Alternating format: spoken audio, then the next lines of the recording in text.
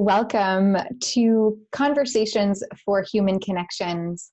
My name is Claudia-Sam of Claudia-Sam Soul Coaching, and I support driven women like you who feel stuck with where they're at in life and who are ready to confidently take the leap towards their purpose while creating a fulfilling life filled with joy using my tune-in method. And I've decided to collaborate with women of color in order to shed light on racist experiences of which white women may not even know are possible in 2020. Now, these conversations for human connections are not to pity white women's ignorance, but rather to bring compassion, empathy, and have conversations heart to heart, on a heart level, on a soul level of between two humans. I don't want to have to keep fighting for me to be able to stand up and be on my own 2 feet. You know what I'm saying? Within the work environment. I don't want to have to keep being held back because you want to let this other person fly ahead or because this person isn't doing what they're wanting to do. Don't punish me. Let me spread my wings, let me grow, let me continue to develop, let me continue to just do what I'm supposed to do and get better. We all have eyes, we all have ears, we all have a brain, and we all know right from wrong. It's more like using your peripheral vision.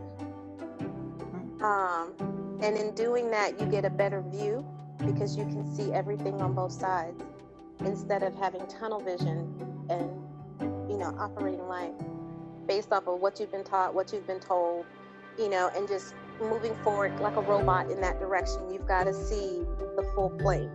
And we all see injustices every single day. Why did you wait till now? If you're asking a heartfelt question, you'll get a heartfelt answer. What am I living for? Shalaundra, thank you so much for joining me today. You're welcome. So Shalaundra is actually part of my Master Your Self-Care group coaching program, and I'm so excited because we just started working together. And there are some questions that I wanted to ask you. And again, I'm so grateful that you're willing to open up with us. Now, Shalaundra, what are experiences that you've experienced, that you've lived as a woman of color that would have been racist, but that as a white person, we might not even know it's of a racist act? I think a good one would be, I used to work for this company. I used to work for the CEO of a real estate development company, and the vice president didn't like me. And his reason for not liking me was due to the color of my skin. The white people within the company, he would hold conversations with, he'd be friendly with, he would go out of his way. But it was me and 2 others that were female and we were Black and we worked there, but he made our life miserable. Everybody else he was really great with.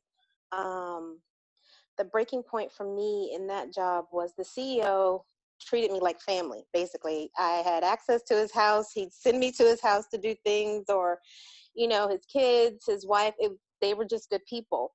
But for my oldest child, he bought him 5 stocks. And I believe it was for his 10th or 11th birthday. His gift was he needs to own stock because it, prepares him for his future. And so he said, don't worry about it, I'll do it. So he bought him 5 stocks that began with the letter D. And that was his gift to my son. And the vice president just from that day forward just treated me like I was dirt underneath the bottom of his shoe. He didn't like it. And I don't think anyone else other than me and the other 2 ladies realized what was going on. And no one really, tried to do anything different. He would try to say I wasn't doing this or I wasn't doing that. He made my life miserable. Ultimately, we all did leave and go somewhere else, but everyone that was replaced by us leaving were all white. And that company to this day is still all white. Wow. And how did you feel when you left that place? When I left, oddly, I ended up going to work for somebody that knew the CEO. When I was there, I got pregnant with my second son, and he allowed one lady to take 12 weeks maternity leave, but told me I couldn't take that long. But let this other lady do just that. And it was okay. And the only difference between she and I were the color of our skin. He was very micromanaging when it came to me. He talked down like I was stupid. That's kind of how that man made me feel, like I was stupid. So ultimately, I ended up leaving there after a couple of years and headed over to where I work at now. And I've been here almost 14 years. And it's been an uphill battle here as well, because you run into a lot of personalities, not all good personalities, and not all good personal views, and it's just learning to tuck your head and move aside. And that's a rough way to be, because I firmly believe that once somebody shows you who they are, believe them the first time, don't wait for them to show you the second time, and in knowing that, it allows you not to necessarily deal with them differently, but how to handle a situation before it goes too far out of control. Okay. So is tucking your head down and basically not speaking up something that is normal for you? It was. I don't really know what happened. I guess you could say in this last year, I just kind of got to that place where I'm like, okay, you know what? Enough is enough. Right is right, wrong is wrong. And I'm going to say right then, I'm not going to just keep tucking my head and trying to protect everyone else's feelings when, truth be told, you're stepping all over my back, right? It's not right. And you're not going to treat me less than you treat someone else. Like, I was recently told that because my two coworkers, who are both white, weren't performing their jobs well, I couldn't get promoted because they would complain. What does my job performance, which you're telling me is good, on point, and in a lot of cases above point, what does that have to do with their lack of wanting to do their work and do their work correctly? It doesn't. It really doesn't. And you can't base my performance on their lack of performance. And you can't tell me, work hard, strive hard, do your best, and keep pushing. What am I pushing for? A lot of people say things and don't realize what they're saying at the moment, and they don't realize it later on. But what you're saying is not only counterintuitive, but then you have to ask yourself, did you hear what you just said? Because that doesn't make sense.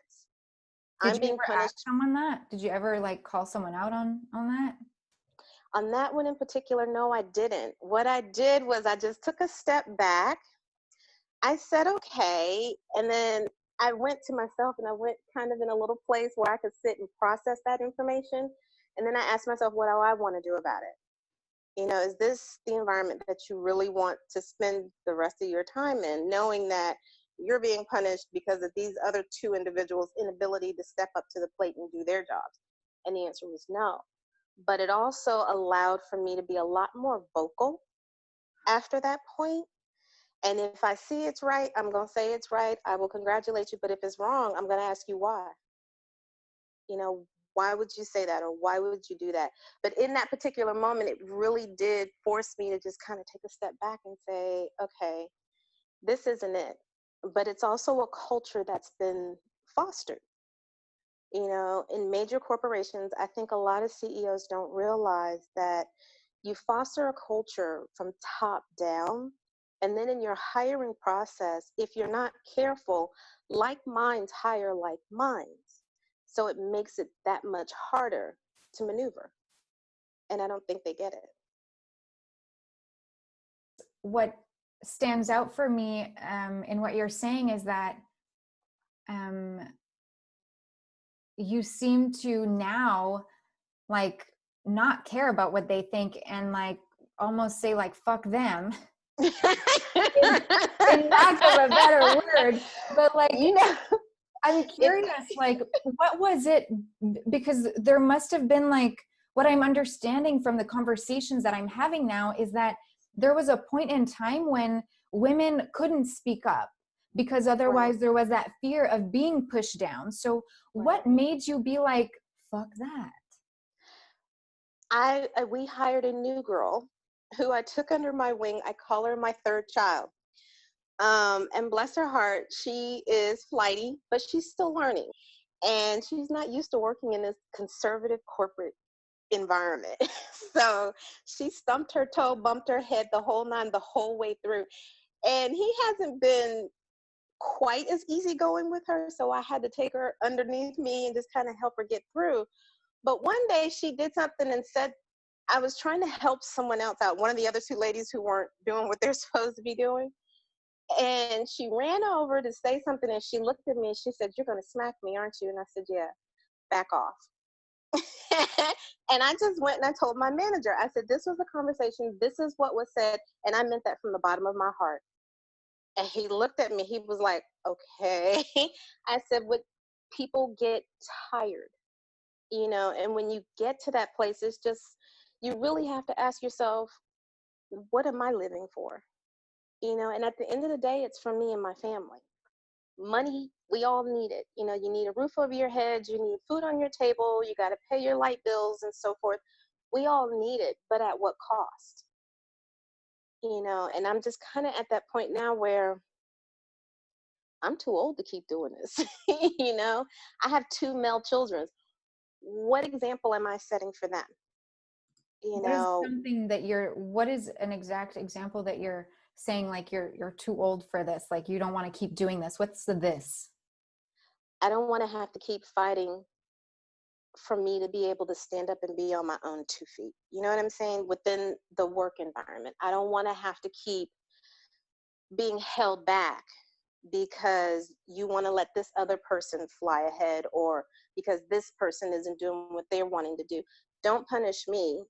Let me spread my wings, let me grow, let me continue to develop, let me continue to just do what I'm supposed to do and get better, so that I can move up. But in this instance, I don't foresee that happening anytime soon. Like right now, you still don't see that happening? Not anytime soon. I mean, if it happens, it would really be a surprise. But it's been like two separate conversations, and in each one, neither of the conversations are about your performance being subpar.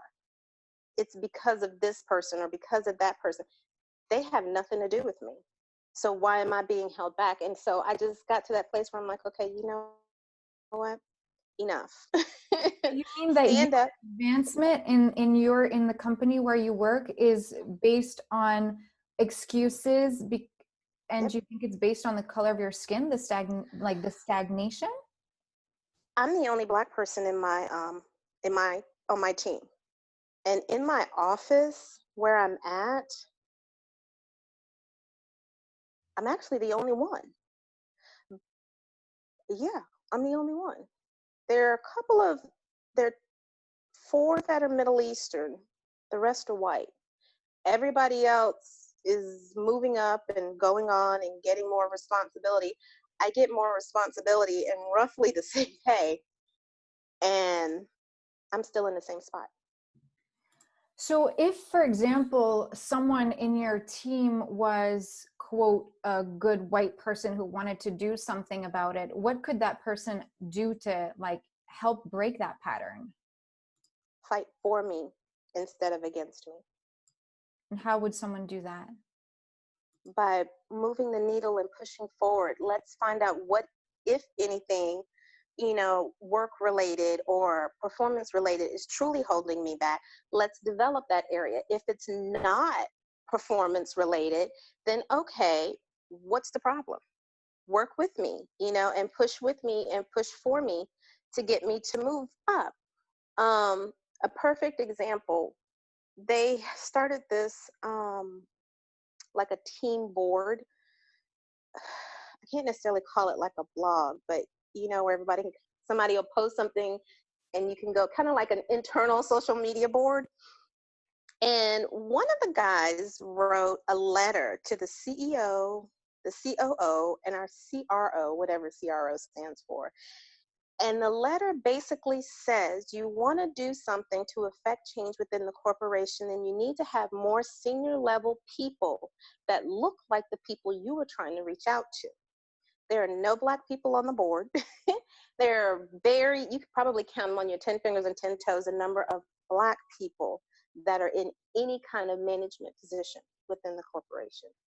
And it was interesting that it came from an older white guy. And I just wrote back and I said, thank you for that, because it has always crossed my mind.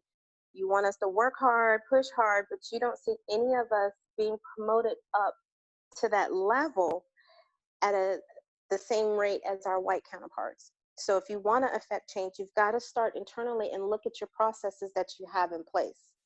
You know, how are you helping to develop everybody, to get everybody to go up, instead of they get to this place, they realize they're not going anywhere. And a lot of people stay stagnant.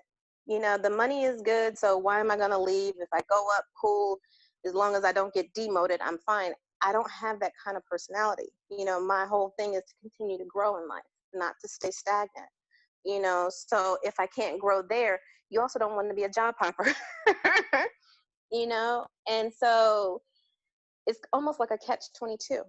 But the one place to start is to start internally and start trying to figure out how to progress people of color along the same lines that you're progressing their white counterparts, because they move up quickly.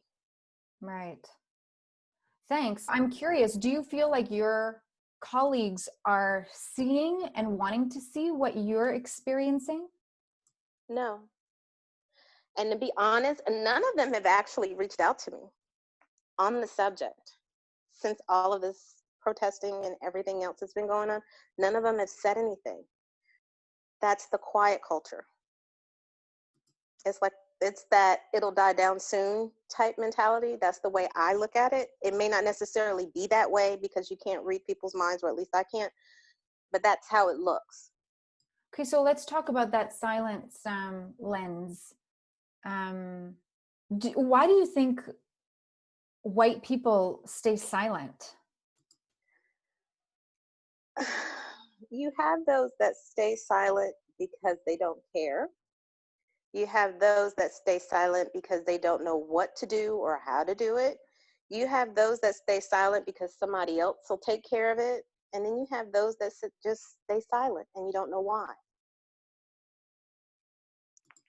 Where they all fall within that, I can't really say, to be quite honest. You know, and I don't want to assume, and I don't want to, you know, accuse any one individual of being silent for this, that, or the other. Mm-hmm. But could be a number of reasons. And so if we were to give I actually like the example that you gave at work, and how you can, you know, we can shed awareness in the people watching if in their work environment they are working with a person of color, to at least reach out and say, are you feeling any differences? And is there anything I can do to work with you instead of against you? Would that be something that you suggest? Yes and no, because some people of color are getting inundated where others are not. And not knowing each individual circumstance, those that are getting inundated are starting to get a little frustrated, at least from what I can see on my Facebook group. You know, they're getting a little frustrated, and not because people aren't reaching out, but the bottom line is, why did you wait till now? You know what I'm saying?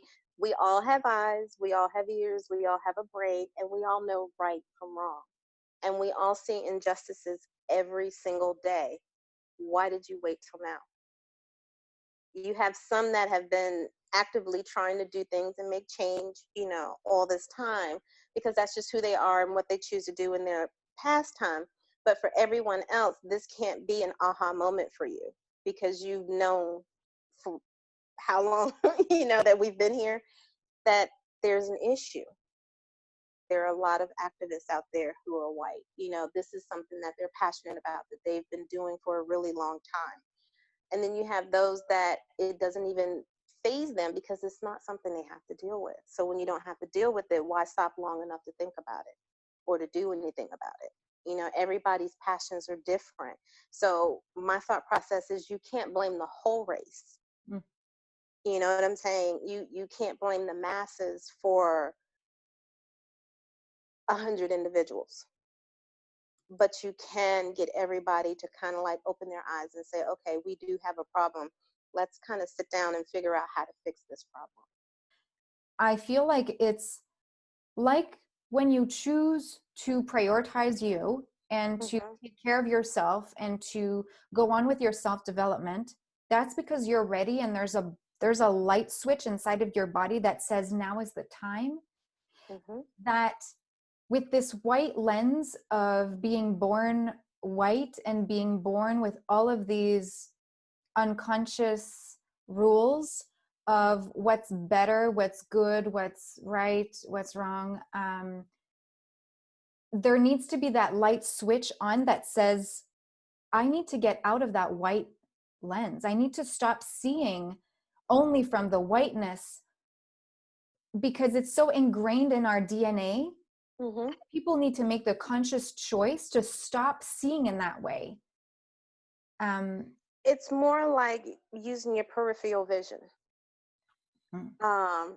And in doing that, you get a better view because you can see everything on both sides instead of having tunnel vision and, operating life based off of what you've been taught, what you've been told, and just moving forward like a robot in that direction. You've got to see the full plane, and operate from a broader perspective. It's just, I guess that's the best way to put it. Coming out of tunnel vision. I love it. It's such a great image. It definitely is a great image. And I hope that we can inspire, that you can inspire people to speak up, because I hear stories of, for example, there was a woman I met, and she said that she's a lawyer, and she told me about how she went to a lawyer's conference, and as she walked in, the security told her, wait, that's only for lawyers. Mm-hmm. You get that knot in the pit of your stomach, and I get like that too, depending on where I'm going and what I'm doing. And then I ask myself, do I really need to go? But for him to stop her like that, that's racial profiling. You stop somebody because of the color of their skin, not because of who she was. That's that unconscious bias that so many people have, and they're usually the first ones to say, I'm not biased. But think about it, in some shape, fashion, or form, we all are. But it just so happens that more white people have an unconscious bias of Black people and aren't really truly aware of it because it's not something they focus on. It's not something they key in on a day-to-day basis. And so if you had one or two or three wishes for how to move forward from this time of, even if it is an aha moment for some people, and even if they have waited until now to do something about it, what is a wish of yours of how the world can change now? I wish that my children can grow up in a world where they are not judged by the color of their skin, where I don't have to worry about them once they're grown and out of this house if they're driving and they get pulled over for some random mess that leads into something worse. I wish that, I would say as a Black woman, that as I press forward, to do more in life, that I'm not held back because of who I am. I stop stepping on my back. That would be the biggest wish of all, to just, it's been a struggle to get to where I'm at, and I'm grateful every day for where I'm at. And, my dad will tell you any day, that was nothing but God, because I came from down below and I worked hard to get to where I'm at, but it also took me over 20 years to get here. And in a lot of cases and in a lot of instances, it's that way for others too. Short of the ones who get to that place where they get sick and tired and say, you know what, I'm going to start my own business. And so now you have a lot of small businesses that are Black business owners. And a lot of them it's because they don't want to be in corporate America. They don't want to deal with that mess. They want to be able to live their life. They want to be able to have that work-life balance and that flexibility and to feel comfortable every day. There was a time that I was in a different group that I would get sick just before going to work because I couldn't stand being there. That's how bad it was. Thank you so much for sharing. You're welcome. If you had something to say to a white person who might be afraid of saying something wrong, or who might not know what to say, so is staying silent, what is the kind of stepping up that can actually be wrong? I don't think there really is a wrong. I think that making a conscious effort, don't tiptoe. I think a lot of mistakes that people make is when they tiptoe around a subject for fear of not, saying the right thing or doing the right thing or asking the right question. Ask the question you intend to ask. Make the statement you intend to make, as long as it's from the heart, not trying to be cynical or sarcastic. You're asking a heartfelt question, you'll get a heartfelt answer. The only thing I could say is just be genuinely you and let it be heartfelt. Don't let it just be some old random mess that would anger the individual you're asking. Totally get it. Yeah. Oh my gosh, we're not perfect. And yeah, if we stumble on words, then let's laugh about it and start again. Like, yeah. And I think that's where a lot of people might be right now, is like, I want to ask, I want to say, I want to do. Okay, if it's coming from a genuine space, then do it. you're so right. I'm so grateful we had this conversation, and hopefully we can inspire women to step up, to not be afraid, to not stay silent, and to remember that, yeah, we can have those heartfelt. We're all human. We're all human. We're all human. I'm so grateful that you are willing to share your experience. My guru from Nepal, he says, there is no other. Mm-hmm. The word other doesn't exist. No. So it's annoying. Mm-hmm. It's even deeper than annoying. It's unfair that we're grown in a society that shows that there is another.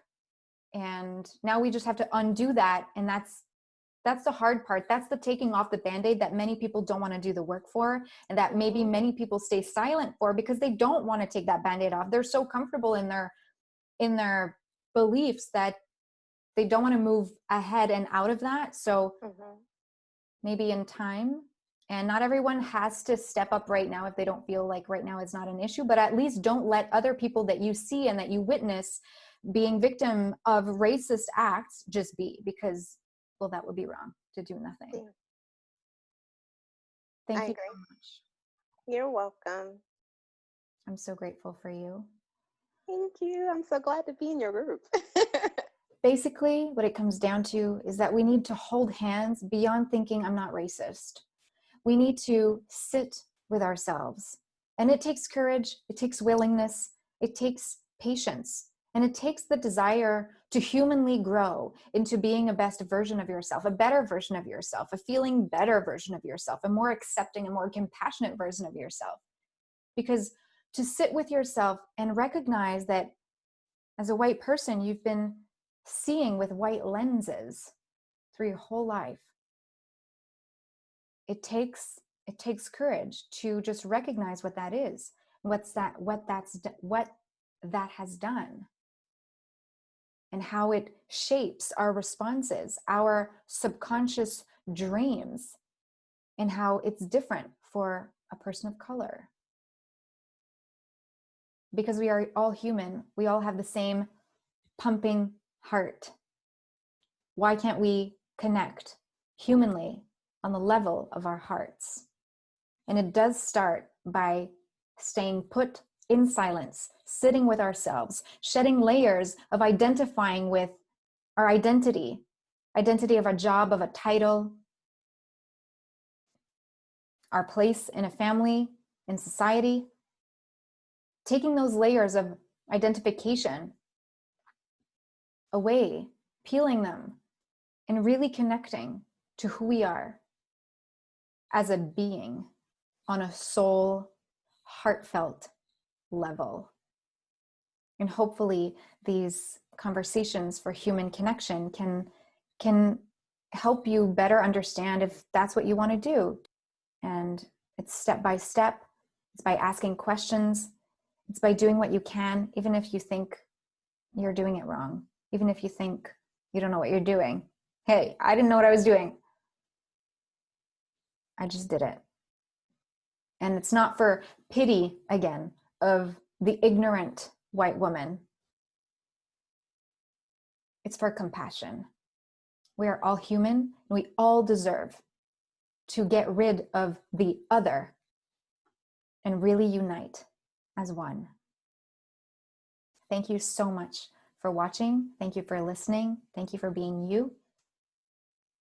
Namaste.